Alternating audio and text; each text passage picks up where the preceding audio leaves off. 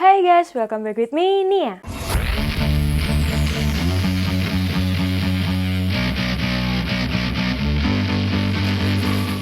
Kalian pasti udah gak asing lagi dengan RDJ alias Robert Downey Jr.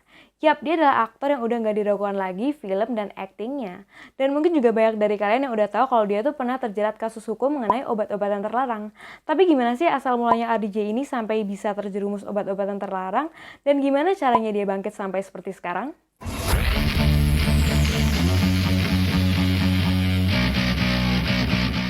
Jadi sebenarnya sejak umur 6 tahun ini, si Downey ini tuh udah dikenalin sama narkoba oleh ayahnya sendiri yang merupakan sutradara film.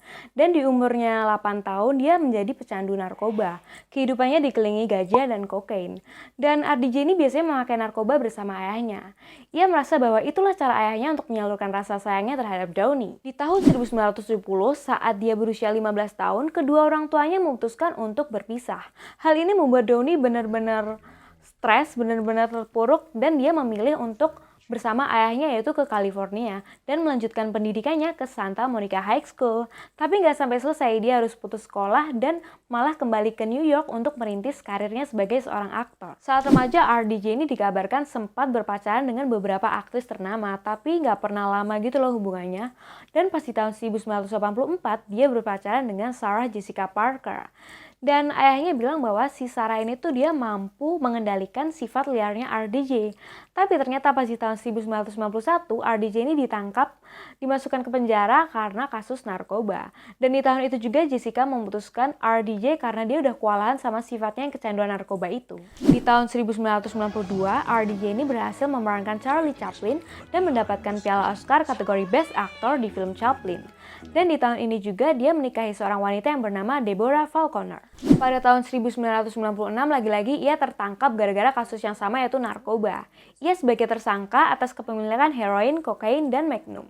Di sana dia mengaku bahwa dipukulin sama napi lainnya. Dan di tahun 1998 si manajer Downey ini tuh meminta Downey untuk melakukan rehabilitasi, dan akhirnya Downey melakukan rehabilitasi. Tapi setelah keluar, Downey malah memecat manajernya tersebut karena dia nggak suka sama ide manajernya itu. Di tahun 2004, Deborah menceraikan RDJ karena pada saat-saat RDJ di penjara itu cukup mengganggu hubungan mereka. Di tahun 2003, saat proses perceraian, si RDJ ini tuh ketemu seorang perempuan yang bernama Susan Levin. Dan akhirnya tahun 2005, mereka ini menikah, si Susan sama si RDJ ini. Tapi sebelum menikah, si Susan ini bilang, pokoknya aku nggak mau ya kalau misalkan kamu masih narkoba-narkoba lagi. Sampai akhirnya ini menjadi titik balik si RDJ. Dan ia memutuskan untuk membuang semua narkobanya ke laut dan menikahi Susan. Masa lalunya yang kelam sempat membuat para produser ragu untuk menjadikannya pemeran film. Tapi atas bantuan temannya yaitu Mel Gibson, ia mendapatkan peran di film The Singing Detective. Gara-gara film itu dia banjir tawaran film-film Hollywood, dan akhirnya di tahun 2008 ia berhasil memerankan Iron Man. Dan sekarang Robert Downey Jr. berhasil membintangi 10 film Marvel, dan ia termasuk 5 besar aktor dengan bayaran tertinggi di dunia. Take that off. What are you? Genius, billionaire, playboy, philanthropist. What you hiding from? You tryna run? You know I'm about to grill your ass. Hey, look, know it's my time. You must not rise. You was on my time when I ride in a beat. Manipulate time like you do with they minds. I'm sick and tired of the lies that you preach. Only up I climb. I'ma leave y'all down. I can show y'all high like the birds and the bees. Everybody tryna stunt like they know the focus up. I know everybody. Terima kasih sudah menonton channel ini. Jangan lupa like, comment, dan subscribe untuk rekomendasi film, series, dan fakta menarik selanjutnya. Bye-bye!